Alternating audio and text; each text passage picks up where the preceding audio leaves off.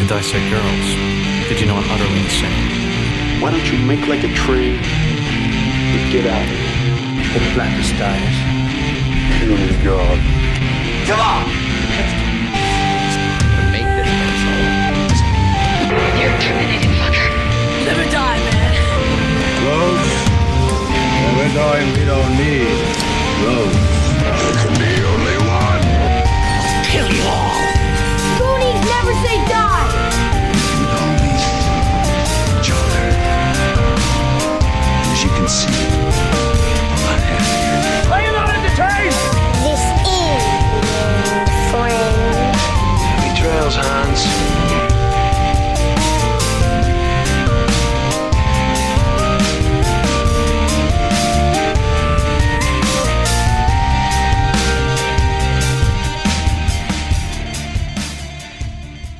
Welcome back to the Skewered Universe podcast. My name is Jeff. And I'm Ron. Yeah, you heard that. We have a guest. No, you're fine. You're fine. I was not expecting it, and that is perfect. Okay. We do have a guest. His name is Ron Purtee. You know him as, he is with me every Saturday on Tales from the Podcast, but he also does a lot more than that. Ron, why don't you let everybody else know what you do? I'm a writer, and I write real goodly. And I'm a director and an actor and an all-around performer type guy who has an anchor in horror. And Dread Central once called me the Iron Horse of Horror because I put out a new short film every month for like a 6-month span. Nice. And Dread Central is a well-known amongst the horror community and outside of it, most likely too. But yeah. I mean, I've known of them for years, and I'm sure plenty of others have. So that's high praise. Yeah, and I'm looking as I'm sitting here. I'm actually at the desk that I do Tales every Saturday with, and I'm looking at the giant article that was written about me in Fangoria that I have hanging up on the wall. Very nice, Fangoria. Okay. Yes, so I'm hitting all the bases. Nice. It's bloody disgusting to do something now. Hey, you never know. I mean, I'll hit up Miska and be like, "Yo, man, what's going on here?" Like, can I get my stuff on Screenbox or what, buddy? Right, exactly. I'll hit up Tony Wash and be like, "Come on, I know you're a curator of all this crap." Yeah, Tony is a good guy. I know Tony. He is. Oh yeah, I know Tony too. Yeah, he is. Yeah, I remember when we were shooting for sale. The weekend before, I was at Days of the Dead, and he was there, and we were talking. And I was like, "Yeah, we're shooting about 8 pages in the course of 4 hours." And he's like, "Good luck." I'm like, "Well, we did it." But it is what it is. And then that same night, same day rather, it felt like night because it was raining out and it was dark in Chicago. And Brad Miska was by the Bloody Disgusting booth, and it was the weirdest thing because he goes, "Hey Ron, what's up?" And I'm like, whoa, what? The guy who founded Bloody Disgusting is calling me by name. And then I went over to talk to him, and we didn't even talk about horror. We were talking about fantasy basketball. Wow. Yeah, it's like super surreal. And that's the thing is, whenever I feel like I don't belong in something like that happens, and it makes me feel worse because I'm like, oh, now I feel like an idiot because I didn't. Okay. But yeah, so I have a long history with this movie too. Yeah, see, we will get to that because, as everyone knows, this is first watch February. So the idea behind this is anything that either myself or Leanne, and in this case, she's not joining us this time, but this is something I haven't seen. I have noted this movie since it came out. I just never got around to it. So for 15 years, I've been sleeping on this movie. Mm-hmm. And I'm a huge fan of Stephen McHattie because everything I've seen him in has been fantastic. Even if the movie or the show was like, something I was like, yeah, okay. He's always delivered. Mm-hmm. And I gave you several options to choose from, and you shot this back at me like, let's do this one. Mm-hmm. I was like, all right, cool. And for those of you because the house by the cemetery drives me nuts. I get it. Yeah. Hey, like I said, this was a short list of stuff that I had for this month, and I'm glad you pulled this one. And for those wondering, we're talking about a little film from 2008 called Pontypool.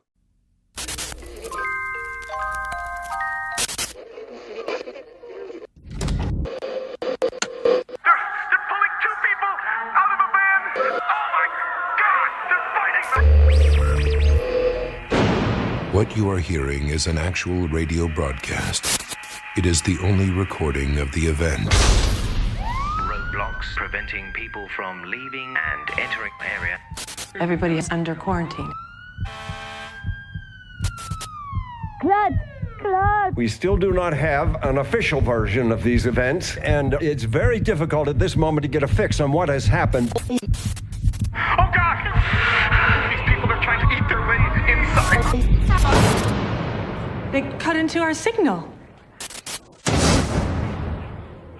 Ken? And their eyes. He's looking at me. For your safety, please avoid contact with family members and refrain from the following. All terms of endearment. For greater safety, do not translate this message. Not translate. Just listen to me.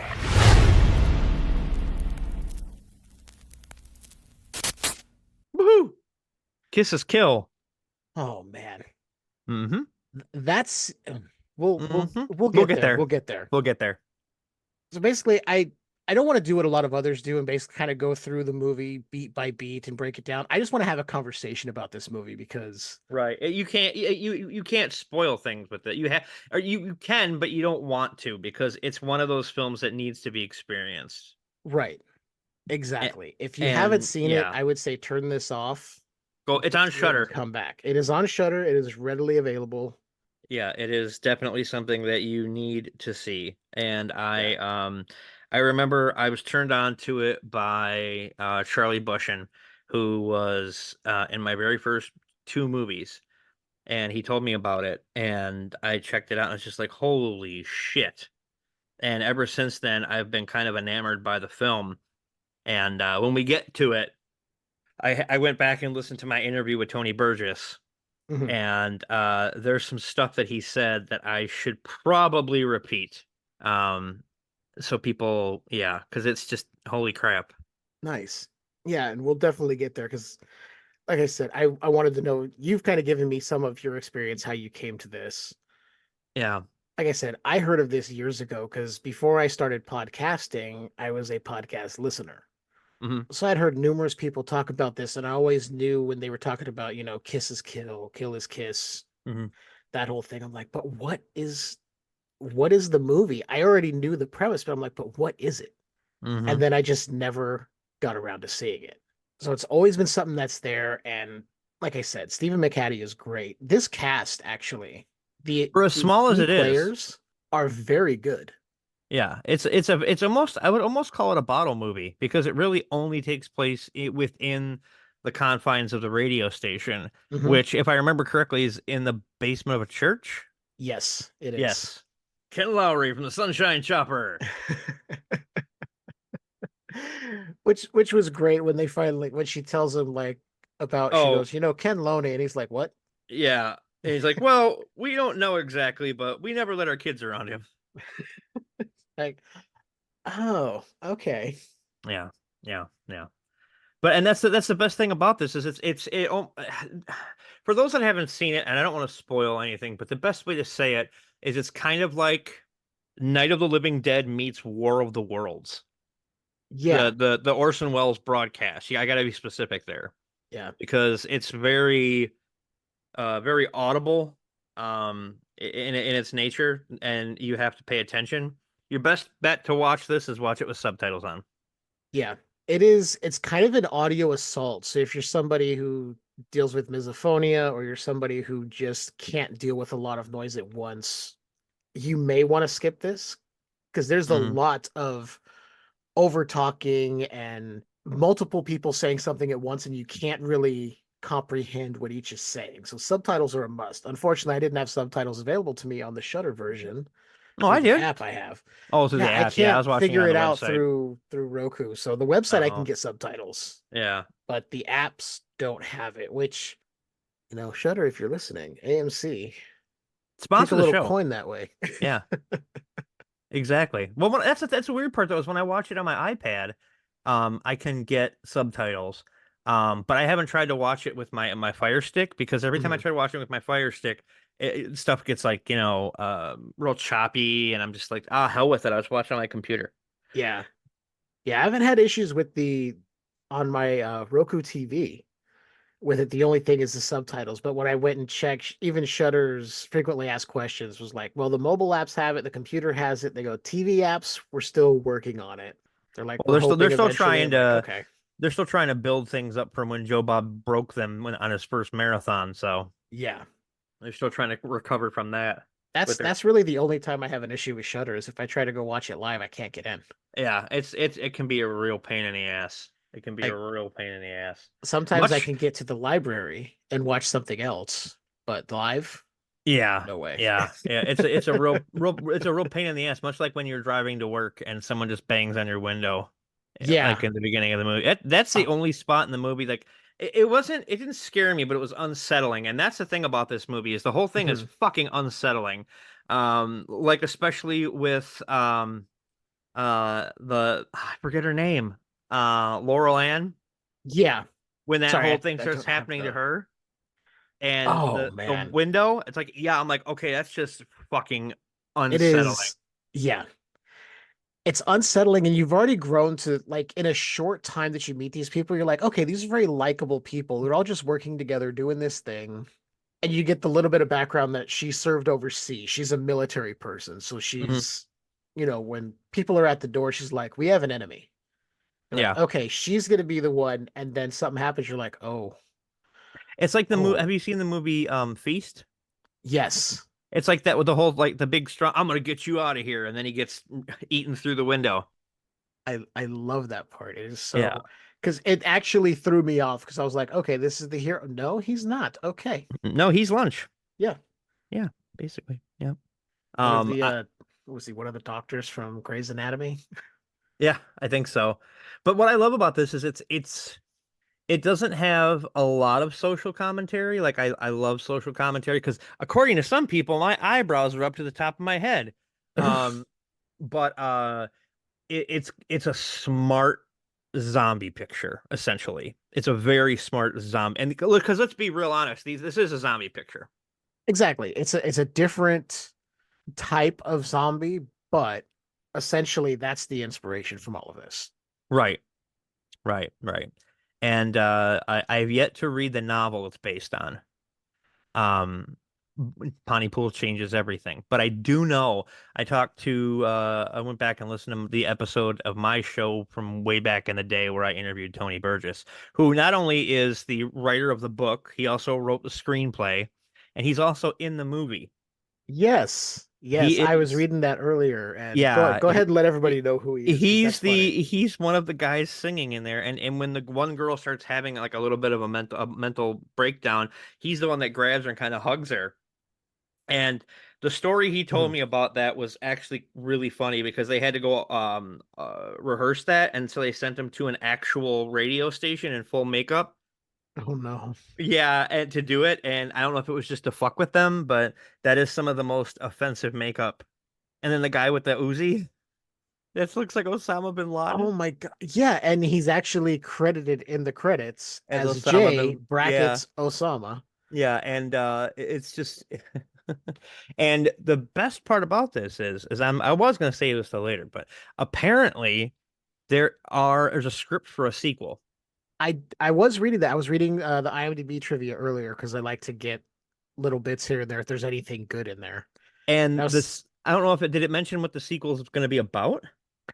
I didn't hear any info about what the sequel was, but I heard that they've been planning like 2 sequels. Yes, they are working on 2, but the most direct sequel is going to take place at the exact same time as Pontypool 1. Ooh. And it's going to be a different group of characters. And he did say to me, and I asked him, I'm like, is Steven going to come back? And he said, well, if you don't see somebody die, there's a chance they might come back. I'm like, oh, okay. So Sidney Breyer might be alive. That's very possible. But no, this movie in and of itself is, if I'm being just completely honest, it's a mind fuck. It in really the best is. way. In the best way. It really is, because from the beginning you don't really know what's happening. Like, you see that woman come up and hit the window of Grant Massey's car as he's going into work. Mm-hmm. And you're like, what? Okay, she needs help, and then you don't know what she's saying. Yeah. And then when he yells at her and it's being yelled back at him, and then you're like, what the hell's going on? What the fuck is Mm-hmm. this? Mm-hmm. And then Yeah. once you realize what's happening, even though you don't really you get an explanation, but it's still like, wait, we're not really sure what is happening. Are you serious? It's Mm-hmm. one of those like, huh. I think ultimately, though, I think this is a big conversation about misinformation and I how, can see that. people keep putting out the wrong things, and people just believe it, because there's a lot of stuff that he's talking about that he shouldn't be talking about, like, take no prisoner. Mhm. But it's like, oh, he wants to be Rush Limbaugh. Good. And I Mhm. must say, when I first watched this movie, whenever I heard Grant's last name, all I could do was think of the song "Fade Into You" by Mazzy Star. I was like, good, it's 1995 all over again. Oh man. Yeah. So, but it's oh, man, it is just so good. It's one of those movies that you have to go back and rewatch it because you might miss something, Yeah, and you I'm have to watch it definitely. multiple times. Yeah. I was surprised that I picked up on the brown face of the Lawrence and the Arabians, which I was just like, wait, what are they called? And then I Yeah. Well, saw them and I went, oh what's funny no. about that is originally they were supposed to do The King and I. Yeah. Oh So no. yeah, Oh man.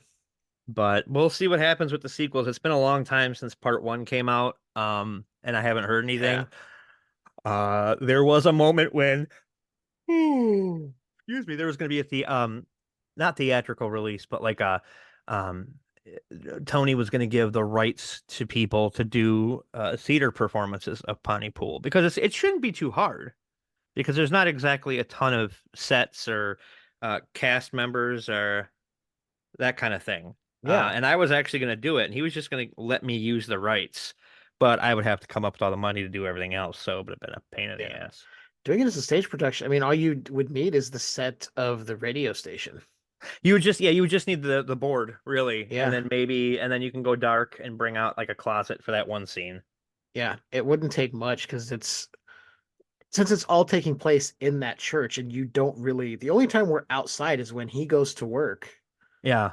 and he shows up at the church.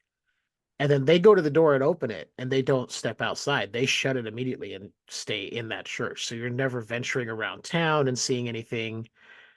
Right. So you Yeah, wouldn't need a it's whole a lot. very bottle movie. It's very like 12 Angry Hmm. Men or um Evil Dead is kind of a Yeah. bottle movie. Well, the first two Evil Deads are well, I don't know, the ending is kind of no, it's still a bottle movie because 90% of it takes place in the cabin, whereas there's that like not even 10%. Oh, I'm so sorry. Not even You're 10% fine. where he's in ancient England. Yeah. So, but yeah, it's wow, there's so much that I want to say about the movie that I can't because it will spoil it for people. Yeah. Yeah. I mean, we could always, if there's certain things you want to talk about, we can always give a spoiler warning later and discuss them. That way, Right. nobody. Do you But how much now do you regret not seeing this before? oh, so much. Yeah. So much. Because this would have taken up a spot on my physical shelf alongside all of the other horror movies I own. Yeah, it's definitely it's very underrated. It really is one of those films. Like there's a lot of films people say you have to see to believe, but this is 100% one that you have to experience. Hmm.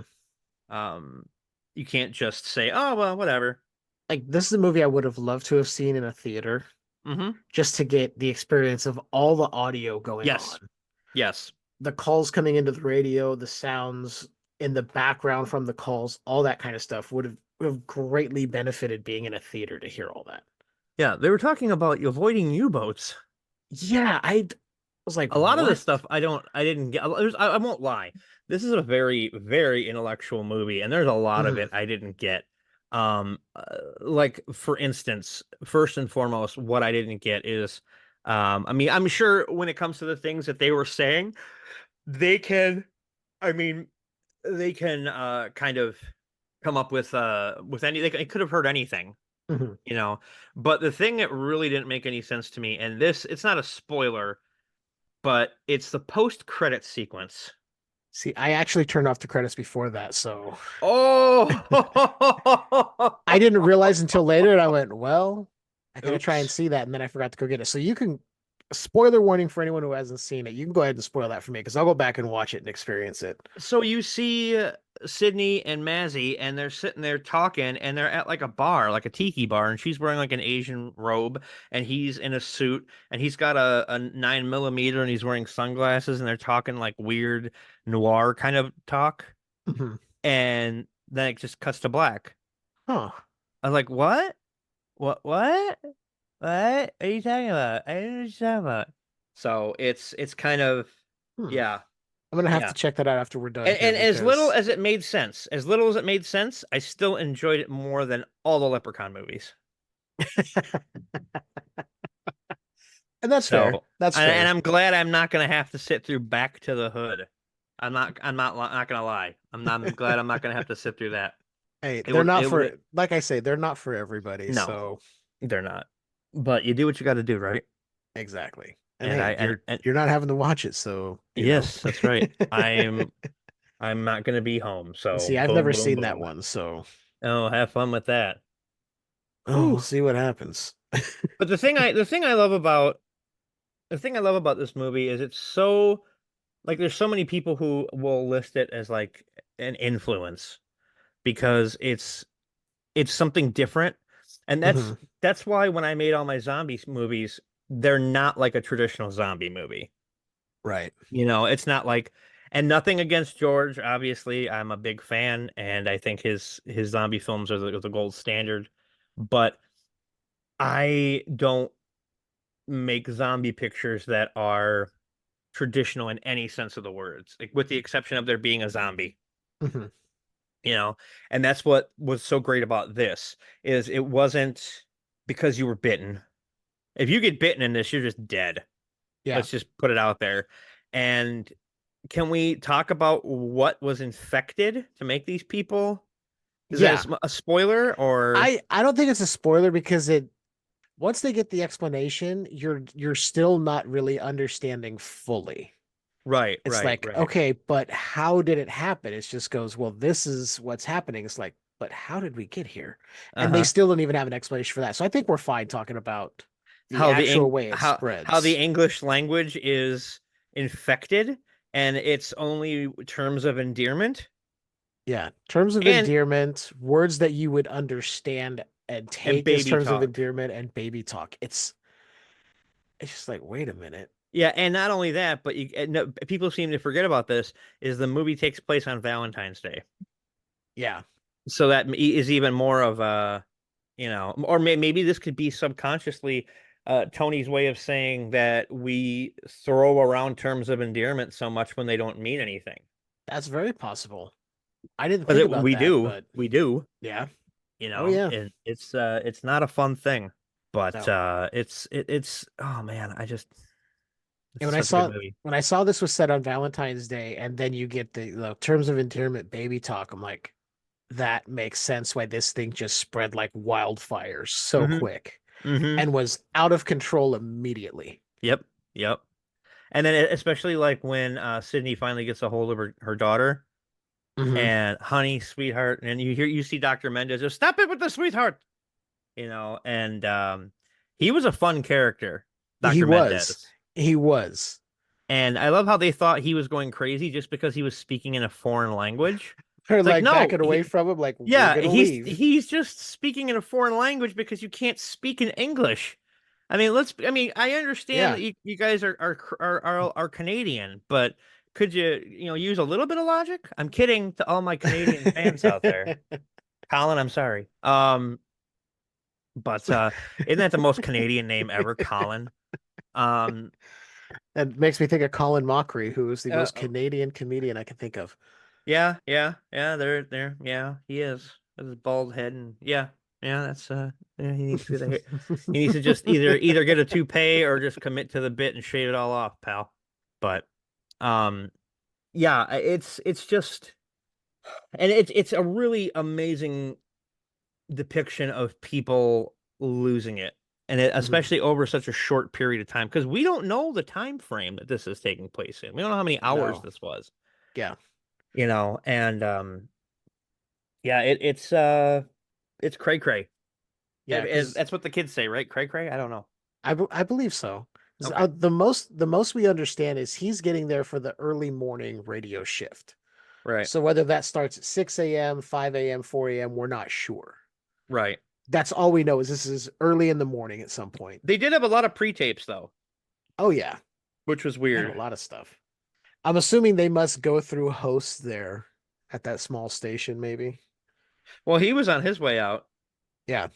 And I love the line, "I'm still here, cocksuckers."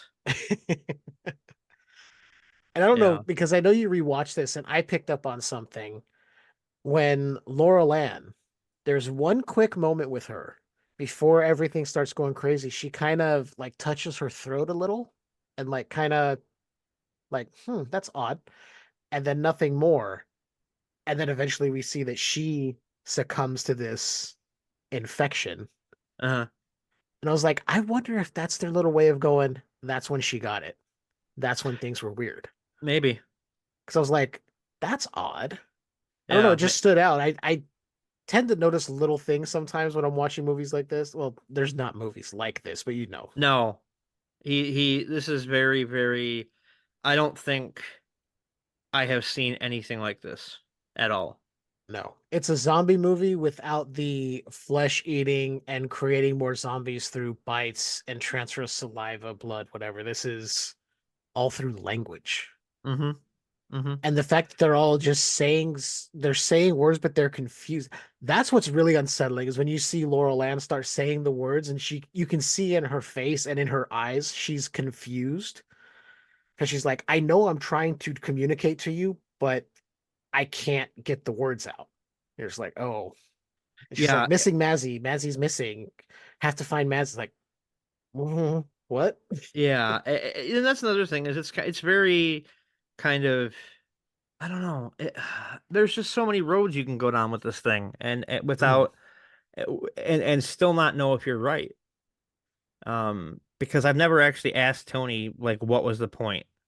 I've never actually said, this is, I need to know exactly what is going on here. I never actually asked him that. And I probably should have, but that would ruin the movie, and this podcast would be very short. Yeah, sometimes it's better to not know, because then if Right. somebody just lays out what it is, you're like, oh, be like, really? It Yeah, could be the most simple explanation, and you're like, oh, well, that just kind of takes away everything. I mean, I'll be honest with you, this is probably not going to be one of your longer episodes, because we can't exactly really dive into the movie without, you know what I mean? It's hard to, and this isn't because we don't want to spoil it. It's just you have to see this fucking movie. Yeah, it's better experienced than having somebody tell you what it is. Yeah, I mean, Stephen McHattie's fantastic. I forget the woman who played Sydney. Lisa Hewell? Yeah, it's his real life wife. Oh, okay. And then that would explain all the kissing. And then Georgia was playing Georgina Laurel Riley. Ann. Yeah. I was like, God, let her survive, because I totally want a chance with her. But well, yeah. And when you find out, here's the kicker though, is when you find, okay, everybody wants to know in a zombie film, how long can zombies go without eating? In this film, you kind of find out. Yeah. When she didn't have any words to play off of, you find out what happens. Yeah, and it was super gross. It's super gross. It gets brutal. Yeah. There are brutal moments of, I'll say, her, you think it's her trying to get into the booth, but I think it's more just out of frustration of not being able to get to anyone. Or not being able to hear anything. Yeah. That's the other thing. Because I honestly don't think that their visual senses were working. I think everything was auditory, because there's that sequence when they're going down the hallway and the girl is sitting there and they say something to one, and then she responds, she parrots it back to them, and Right. then she gets up out of the chair. She doesn't get up out of the chair and doesn't say anything. So it's almost the worst kind of zombie, because you hear them coming, they're coming, and there's nothing you can do about it if you can't get out of range. Yeah. You have to just not speak. You have to do what Gwen Stefani told you. She knows just what you're saying. Oh my God. Or better yet, just don't speak English, which is hard, for a good hunk of the world. A lot of certain people would be very upset. What do you mean I can't speak English? Yeah, they're the same ones who are like, I don't want to watch a movie with subtitles. Wait a minute, I I don't gotta want to see read. Taylor Swift on my TV. Yeah. 42 seconds was the amount of time she was on screen for any of those games before the Super Bowl. Shut up. Yeah. Like, but those really? are the same people who complain about Colin Kaepernick taking a knee. It didn't hurt anything. People just want to bitch about things. And I'm sure there are the average moviegoers who will watch this and say, I don't get it. This was dumb. And Yeah. they are not the target audience for this movie whatsoever. And I'm not saying that, people with their eyebrows up to the top of their heads are the only ones that can enjoy it, but go in expecting something different that you've never seen before. Yeah. It still has that comfortable feeling to it that it's a zombie picture, but it also has that difference to it where you're taken out of your comfort zone. But not enough that it's going to insult your intelligence by any stretch of the imagination. Exactly. They don't hold your hand through this. No, it's not at all. There's no scenes of overly wrought exposition like some movies. And it's or like The Happening, where it's exposition the movie. God. Oh God, that's a happening. Nothing's happening. Do you think it's? What do you think it is? Do you think it's? What, oh my God, is it the trees? I know what's going on. It's like Dong Leguizamo got out of there so quick. Yeah, basically. Like, I want out of this movie, so kill my character, please.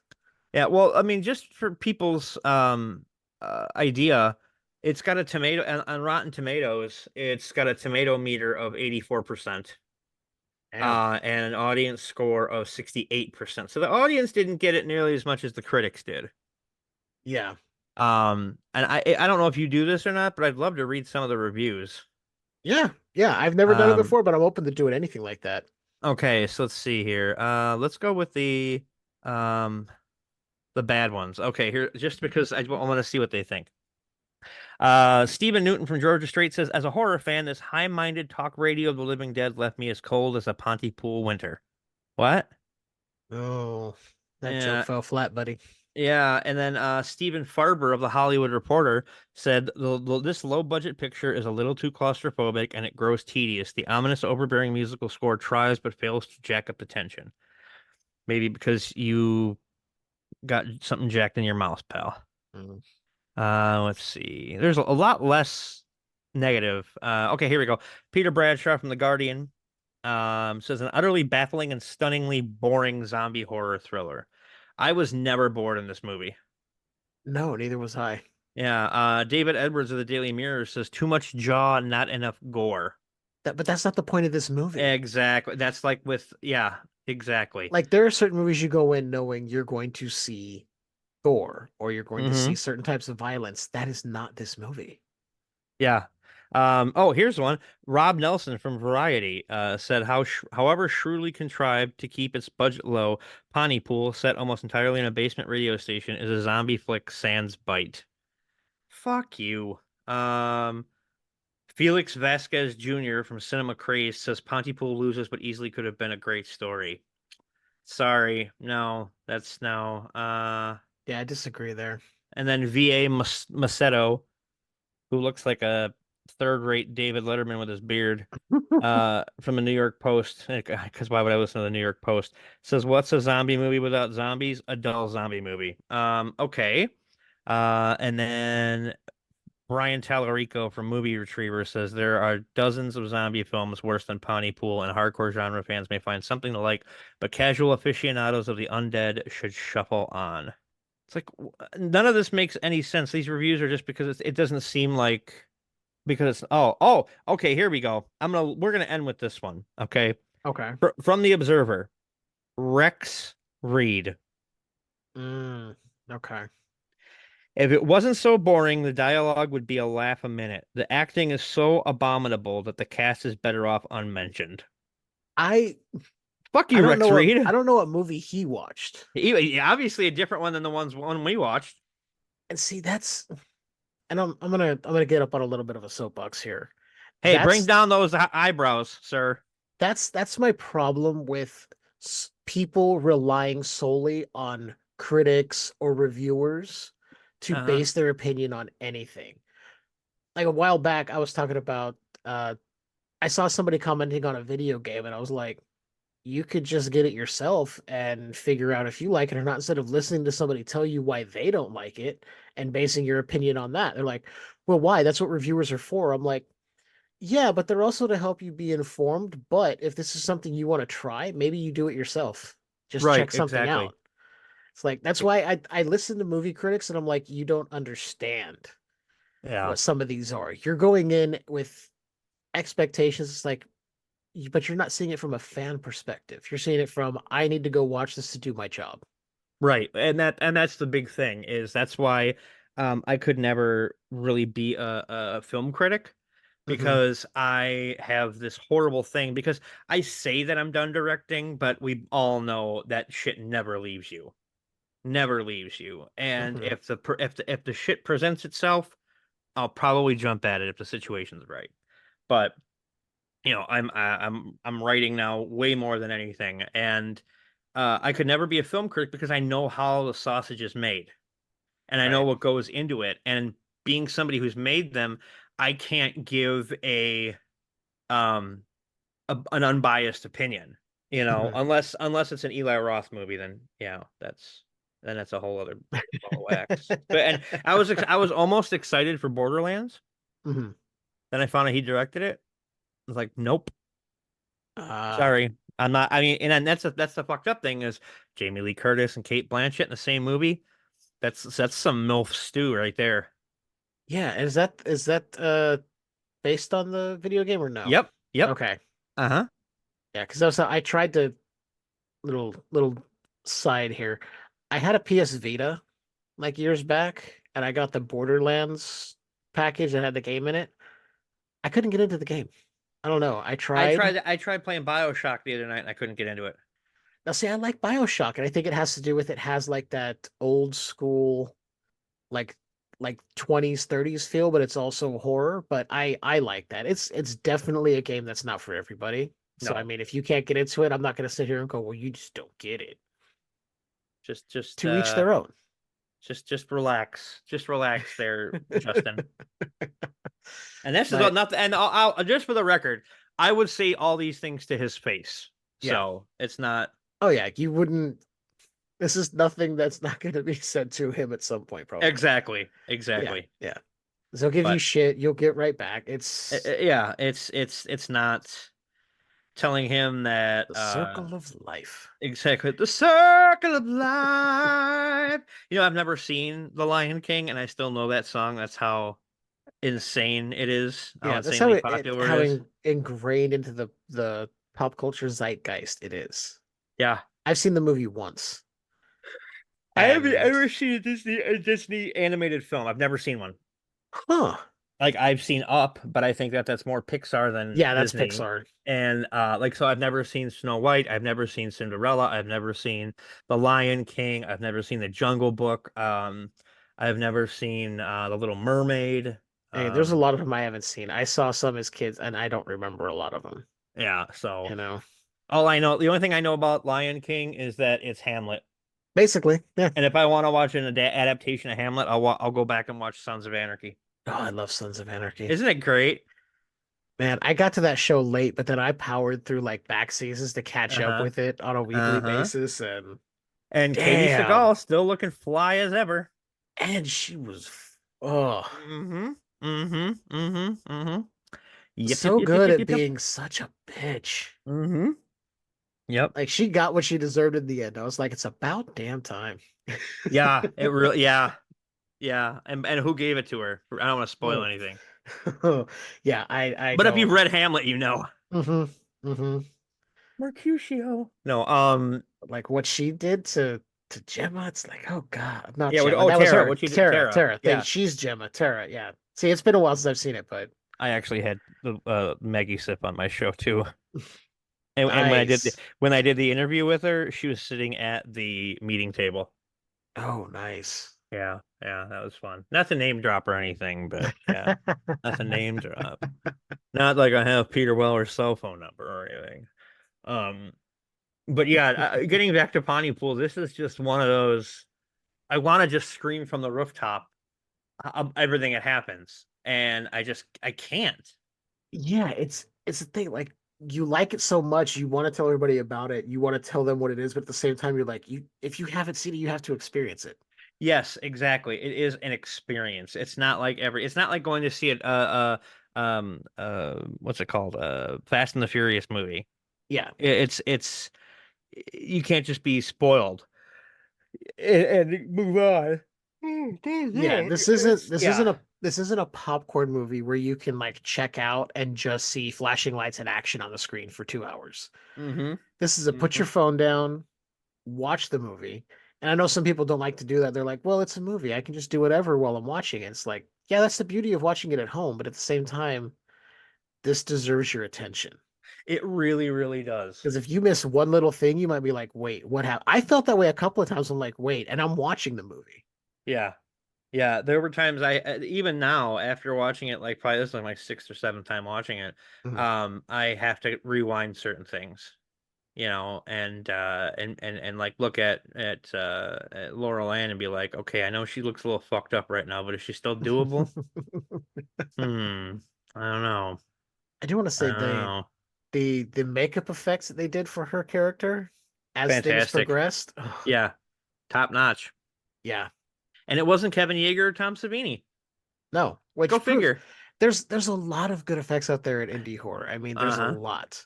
There's a Yep. lot that you look at and you go, probably shouldn't have held the camera on it too long, but I get what you guys were doing. So, you know, Yeah. Yeah, exactly. Exactly. like I don't try to crap on anybody or shit on anybody for their effects work because obviously they're trying to get something done. And if the time constraints are so tight, you've basically sometimes you got one shot and that's it. There's no reshoots, no retakes, nothing. Right, exactly. Exactly. And And you really sometimes have to, yeah. they're like, light it this way, show it for this long, and you're good. And then the director goes, well, we can show it longer. It's like, mm. Uh, maybe not. And everyone saw all the seams and Yeah, but it still looked cool, you yeah, know. yeah. Um, This I was like, wow, that's oh. yeah, Mm. it's definitely, yeah, and it's unsettling, which is the important part because that's the kind of horror I like. That's why that's why why Pearl I love so much I still have to check because that one out. it's super unsettling. And the lead male character in the movie is now playing Superman, so there you go. That means James Gunn still watches underground indie horror. Oh yeah. I But don't can you think he's call it ever indie gonna not horror if to. it's no? Is there can you even call it indie horror if A24 puts it out? Oh, see, that's the thing. I don't know if you Yeah. can because they've become so well known at this point. Yeah, yeah. It's hard, like when certain things hit, like I don't know. I think even it's hard to say if Hereditary because it was still it's it was one of the earlier things I know from A24, but it's still I mean, it's tough to say. Yeah, At, it's at very they're doing stuff an indie production company would do. Like they're kind of like how Blumhouse they take chances on things. A24 and Blumhouse I think take chances whether they hit or miss. They're still willing to be like let's see what happens. yeah, because you never know. Well, at this point, I think they've made enough that they're allowed to take little chances here and there. Hmm. You know, um, So we'll see what happens. So I got to ask you now, do you do the ratings thing? Yeah. Okay. Occasionally I do. Sometimes if we're just having a good old conversation and we both are gushing about it, it's like, yeah, we don't even need to rate it. We know. But with something like this, because we're not really getting into the depth of the movie and spoiling a whole lot, I think ratings are warranted. That way we can kind of let people know, like, hey, it's definitely worth your time. We're not just talking Right. shit. Right. Right. And like I said, this probably isn't going to be the longest episode because we really there isn't a lot we can talk about without like I don't feel right spoiling. I don't at Yeah. this like especially I mean there's some movies like if we were on here to talk about Thor Love and Thunder, spoil away. Oh yeah. You know, Yeah. and despite people's misgivings about that movie, I still enjoyed it. I enjoyed it too. Yeah, and so it's kind of yeah. So I can't really say much. Yeah, before we get into do any ratings, I definitely want us to give a rating for this one. Uh-huh. I want to say that this movie has tension from the offset. Mm-hmm. As soon as you get in, there is a tension in this movie, and it just ramps up throughout. It just Yeah. keeps going. It's like, okay, there's tension in the beginning when that woman just randomly comes into his car. You're like, what the hell's that all about? There's tension among them working. Yeah. And then the tension grows as there's something unknown happening and it's getting worse. And there's many people that are acting strange and they're collapsing a building. Yeah. People are dying. It's like, what the fuck? There's something strange in their neighborhood. They need to call Ray Parker Jr. I don't know. Do you think Bustin would make him feel good? That would be a lot of murder. I think. I'm pretty sure the proton accelerator would just fucking murder everyone. Yeah. Yeah. And who's to, okay, I will say this. I will say this. I never thought the day would come when I would say that the actual heroes of this film are the French. And that's all I'm going to say. Yeah. Yeah. The French are never heroes of anything. No. They're the only ones who figured it out, really. Mm-hmm. And then, of course, he reads it. He doesn't pre-read the translation before saying it like a fucking dumbass. I did like that touch. He reads through it and he goes, do not translate this. And he just looks like, oh, fuck. Shit. Yeah. Here we go. Wasn't Stephen McHattie, wasn't he in Payback with Mel Gibson? He might have been. I have IMDb up right here, so I'm gonna take a look and see. Because I know the one thing I know him from for sure is Watchmen. Was he in Watchmen? Yeah. He was the original Night Owl. Oh. Okay. Let's see how far. When was Payback? Late 90s. All right. I got to scroll for a while because there's a long list. This man has done a lot. Oh, shit. He was the narrator of Basketball. Oh, Jesus. Oh, God. Let me see. I am not seeing it. You remember the movie Payback, though? I never saw it, but I know what movie you're talking about. Yeah, it's really, really good. Yeah, from what I can see, he was not in it. I am going to look up to see what year so I can make sure I'm looking at the right era, if I can spell correctly. You can't, but that's okay. 99. Yeah, 99. Okay. Let's see. Yeah, no, he wasn't in that. I wonder who it was. I'm going to the cast now, and I'll tell you who reminds me. No. I must have been thinking of something else then. Huh. Yeah, no, it's Yeah, because I'm looking at the pictures I can see. I'm like, I don't see anybody that resembles him. Yeah. Huh. No, that's no. I mean, the only thing I could say is maybe somebody could possibly mistake John Glover, but yeah, that's what I was thinking too. But John Glover's John Glover. That's yeah. If you know it, I mean, yeah. If you've seen John Glover in anything, you know who John Glover is. Yeah, exactly. I mean, the man was Lionel Luthor, for God's sake. Exactly. Lionel Luthor. Great. Yeah. Fucking yeah. And Clamp from Gremlins. 2. You mean Donald Trump? but with way more personality and Yeah, I actually liked charisma, him. and was Yeah, charming. yeah.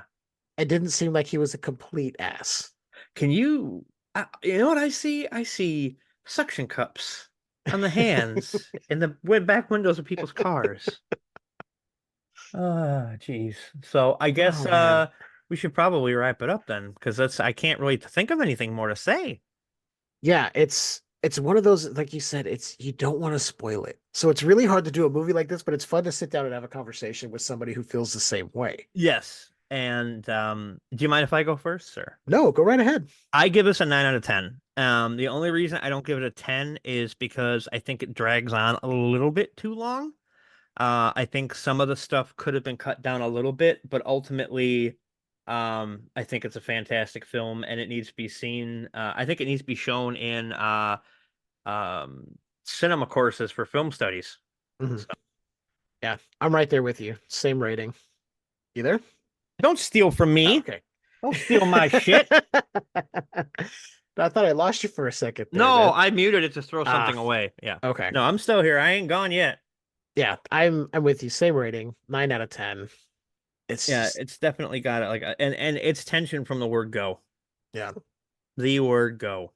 And I almost want to rewatch it again. Yeah, I'm probably gonna end up rewatching it soon. Just so you can rewatch the post-credit sequence. The post-credit sequence and see if there's any other little things I can pick up. Might even watch it on my computer so I can see the With the subtitles, so I yeah. can get a little more of what's going on. There you go. Perfect. But I do yeah, want to say it's Stephen McHattie has like a voice for radio too. I'm surprised that I haven't seen any like voice work from him. well, except for him being the narrator in basketball. Yeah. There's probably more to it. I haven't dove in, but I was looking to see like, has he done any like animated stuff? And I didn't notice anything. Huh. Well, So like he's got the voice for it, man. he does. He does. Kiss is kill. And I'm still here, you cocksuckers. He almost sounds like Duke Nukem. Yeah. I Almost. was trying to place it, and Yeah. that's actually the best way. Yeah, that makes total sense. He's gonna rip off your head and shit down your neck. Oh man, he's just So. he's really good. He fits the role. I mean, he's wearing the cowboy hat, like fucking. Oh, what was that? God damn it! The guy that I used to listen to Howard Stern a lot back in the day, so I'm trying to remember who was the Don guy. Imus. Imus. Yeah, Fuck that's Imus. what it reminded me of because I saw images of him. I'm like, what is this old fuck doing wearing this cowboy hat? That's what it kind of reminded me of. I'm like, oh, My name is Don Imus. you sound like a mummy. Shut up. You're dead. But yeah, that's Speaking of that's zombies. yeah. Speaking of zombies, watch Pontypool. But that's really all we can really say about it. Is go watch the movie, and I want to thank you so much for having me on. Of course, man. I mean, it's been a long time coming. I'm glad you picked this movie to introduce me to for First Watch February. Yeah, you would have hated House by the Cemetery. Who knows? Because I like weird Italian stuff, and the Giallo months that I've been doing the last couple years now, it's put me into some weird shit, and I've liked most of it. There's only been one miss, and that was The Blade in the Dark. Well, there you go. But the only Giallo picture I really like, I don't even know if you can call it a Giallo picture, is Pieces. Yeah, Pieces it's fantastic. Yeah, it's exactly what you think it is. Mm-hmm. So, but yeah, again, thank you so much for having me on. Do you thanks for coming on. Do you mind if I plug? Plug away. I was going to give you the thing, but you know what to do. Plug everything you're doing, man. I'm an old hat at this. You can find everything at ImUncleRon.com on all social medias. ImUncleRon.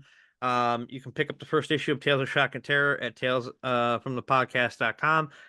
Issue 2 is moving right along. Issue 1 of my new book, For Sale, which is me and Josie Henry, that should be out in April, and it looks like I haven't confirmed it yet, but it looks like I'll be at Quad City Con in Racine, Wisconsin on April 7th, and we'll have copies of the book then, I'm hoping. And I'm working on more short story stuff. I'm just like, I'm writing. I'm a busy little beaver. Very nice. You can catch me almost every Saturday on Tales from the Podcast with this jabroni. And sometimes we talk about the movie. Sometimes the movie's just not worth talking about. like all 5 Leprechaun movies. But yeah, thanks so much for having me on. I appreciate it. Of course, of course. And of course, you know, you can find Skewered Universe on all podcatchers. That's Podbean, Spotify, Apple, Google for now until it transitions over to YouTube Music.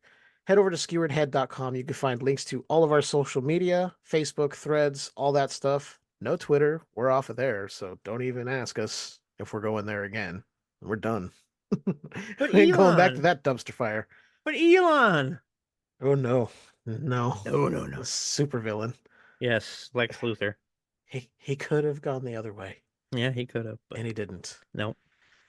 While over there, you can find links to the Patreon. You'll get exclusive audio commentary tracks and transmissions episodes, all that good stuff. And as Ron mentioned, you can catch me on Tales of the Podcast every Saturday. We're currently doing the Leprechaun franchise, and as of this recording, we're going to be closing that out with Leprechaun Back to the Hood. Ugh. So I won't be there, but yeah, Ron will not be there, but JB and I will hold down the fort. Sally will be there too, I'm sure. Sally will be there too. Okay, so yeah. All you Sally Beast fans out there from Twitch, come watch her. Yes, she's awesome. And God, please vote for Treehouse of Horror or Child's Play. I don't care which. Yeah, there's currently a poll over on the YouTube for Tales of the Podcast. I'll plug it here. You can go vote for what we do next. Your 3 options are You Afraid of the Dark, Simpsons Treehouse of Horror, and the Child's Play franchise. And at this point, Jeff and I have teamed up, and we don't care which one of ours wins, as long as it's not Are You Afraid of the Dark? Because that's going to be a 2-year commitment. I wouldn't mind seeing Are You Afraid of the Dark, but as many votes as it has right now, vote for the other 2. Yes, vote for exactly. Treehouse or vote for Child's Play. Vote for Child's Play. Yes. Give us a fighting chance. Exactly. So, yeah, Ron, I want to thank you again for coming on. This has been a lot of fun. Oh yeah, a shorter episode, but like we said, there's not a whole lot we can talk about with this movie without spoiling it and possibly ruin it for everybody. Yes, go to Shudder. Come on, get a 7-day free trial. I'm sure Chris Jericho has one that he can give you. Hell, just pay for the year. It's really not that expensive. No, and when you get break Joe it down Bob compared to others. Yeah, and you get Joe Bob. And they're constantly putting new stuff up there. Oh yeah, definitely. I mean, I've got Shudder and Screambox, and between the 2, I'm like, I don't know what to do. This is all horror. I don't know what to do. My penis is so hard. You think you're excited? Feel these nipples. Oh man, I lost my train of thought. But with that, the pocket universe has fell in on itself. And keep enjoying that universe that's just a bit skewered.